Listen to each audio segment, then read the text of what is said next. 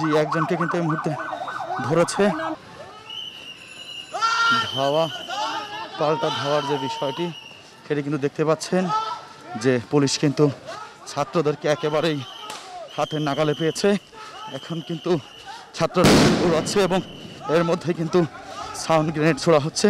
ছাত্ররা কিন্তু দৌড়ে পিছনের দিকে যাচ্ছে এবং দেখতেই পাচ্ছেন যে ধানমন্ডি সিটি কলেজের পাশে দেখতেই পাচ্ছেন এবং এবং একজনকে ধরেছে, যদিও